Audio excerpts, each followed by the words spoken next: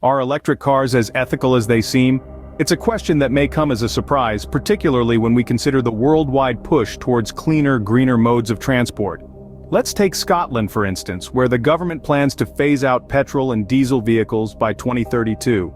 Fast forward 8 years, and by 2040, only electric cars will be allowed on UK roads. It's a commendable initiative, one that promises a future of clear skies and clean air.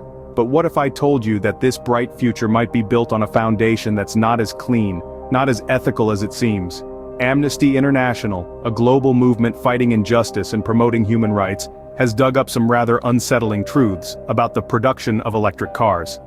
Underneath the shiny exterior and the promise of zero emissions, there's a dark side. A side that involves cobalt, a crucial component of the lithium-ion batteries that power electric cars, being mined by children and adults working in hazardous conditions. More than half of the world's cobalt supply comes from the Democratic Republic of Congo, a place where artisanal miners produce cheaper cobalt than industrial mines. These miners, some as young as 7, work without protective gear, risking their lives every day.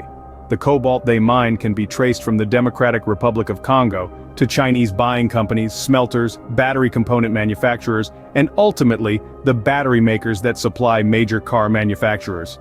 The Organization for Economic Cooperation and Development has guidelines for companies sourcing minerals from high-risk areas, but it seems that these rules are being sidestepped.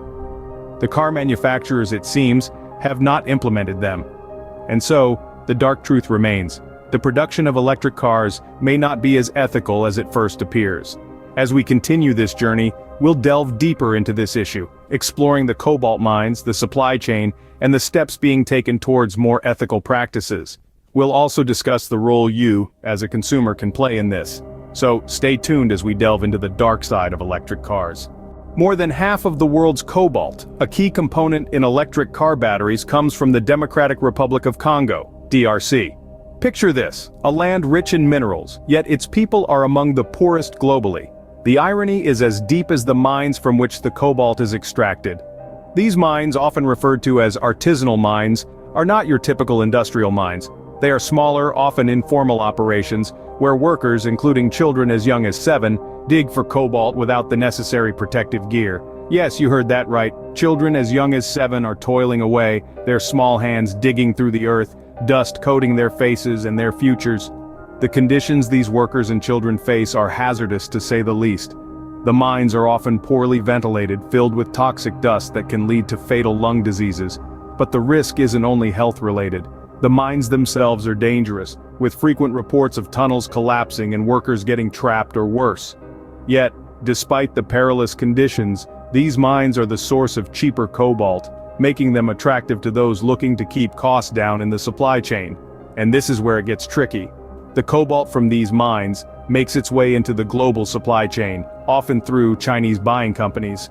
From there it travels to smelters, battery component manufacturers, and eventually to the battery makers themselves. Many of these batteries then end up in the electric cars that are becoming increasingly popular around the world. But let's pause for a moment and think about what this means. Every time we marvel at the latest electric vehicle, we must remember the hands that mined the cobalt, the lives at risk, and the children robbed of their childhoods. We must remember that the shiny exterior of an electric car may house a dark secret. Let's move on to how this cobalt makes its way into your favorite electric car. The journey of cobalt from the Democratic Republic of Congo to your electric car is a complex one. Picture this. Deep in the heart of the DRC, cobalt is extracted from the earth by artisanal miners. These miners, some as young as 7, labor in hazardous conditions to produce cobalt that is cheaper than what industrial mines can offer. This cobalt then embarks on a long and winding journey that eventually ends in your electric vehicle. The first stop for this cobalt is Chinese buying companies. These companies purchase the cobalt, often without asking too many questions about where it came from or how it was mined. They play a crucial role in the supply chain, acting as the bridge between the miners and the next link in the chain, smelters. Smelters are where the raw cobalt is processed and purified, turning it into a product that can be used in the manufacture of batteries. This is a high-stakes process, as any impurities can affect the performance of the batteries. Once the cobalt has been smelted, it's ready to move on to the next stage. From the smelters, the cobalt travels to battery component manufacturers. These manufacturers take the processed cobalt and use it to create the components that will make up the batteries for electric vehicles. The cobalt is now beginning to resemble something you might recognize in your electric car. The final stop in the supply chain is the battery makers. These are the companies that take the components and assemble them into the batteries that power electric vehicles. Once the batteries are assembled, they're ready to be installed into cars and hit the road. But what is being done to address these ethical issues? There has been some progress in addressing the dark side of electric cars. Now let's talk about the steps that have been taken towards more ethical practices. Amidst the grim realities, there are glimmers of hope. One such spark is the formation of the Responsible Cobalt Initiative. This initiative aims to promote due diligence within the cobalt supply chain. It's a significant step forward, as it brings companies together to tackle the issue head-on, ensuring that the cobalt used in their products doesn't come at a human cost. But it's not just the companies that are taking action. The government of the Democratic Republic of Congo has pledged to eliminate child labor in mines by the year 2025. This commitment is a testament to the fact that the issue has gained global attention and that the pressure to make changes is mounting. However, these steps, while commendable, are just the beginning. The road to ethical practices is long and winding, and it's not a journey that can be made overnight. We need to keep pushing for transparency in the supply chain of electric cars. Unless we know where and how the materials for our cars are sourced, we can't ensure that they're produced ethically. Regulation is another key component of the solution. The Organization for Economic Cooperation and Development, for instance, has guidelines for companies sourcing minerals from high-risk areas. But these guidelines need to be implemented. They need to be enforced. Without strong regulation, guidelines are just words on paper. They can't bring about the change we need. So, what does all this mean for electric cars? Well, it's clear that while they offer a greener alternative to petrol and diesel vehicles, they're not without their own set of problems. The production process can have serious implications for human rights, and that's something we can't ignore. So, are electric cars as ethical as they seem? The answer, it seems, is not as straightforward as we might like. Yes, they're better for the environment, but they come with their own set of ethical issues. As consumers, it's important for us to be aware of this and to push for change. Because at the end of the day, progress isn't just about going faster or further. It's about making sure that we're moving in the right direction. As consumers, we have a role to play in ensuring ethical practices in the production of electric cars.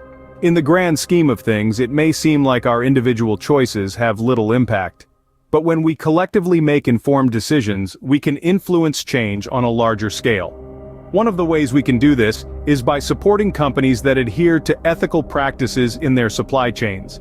In the case of electric cars, this means understanding where the cobalt, a key component in the batteries of these vehicles, comes from. More than half of the world's cobalt originates from the Democratic Republic of Congo, where mining conditions can be hazardous and child labor is prevalent. The Organization for Economic Cooperation and Development, or OECD, has outlined guidelines for companies sourcing minerals from high-risk areas. These guidelines aim to promote sustainable and responsible sourcing, ensuring that the rights and welfare of miners are protected. However, it is up to us, the consumers, to demand that companies adhere to these guidelines. We have the power to influence company behavior by choosing to support those who prioritize ethical sourcing over profits. By doing so, we not only help to improve the conditions of miners in the Democratic Republic of Congo, but we also contribute to the broader goal of sustainable and responsible production. To make informed decisions, we need to stay informed. Research the electric car companies and their supply chains. Ask questions, demand transparency. Remember, our choices can have a profound impact on the world. Now you know more about the dark truths of electric cars. It's time to research more about this issue and make informed decisions.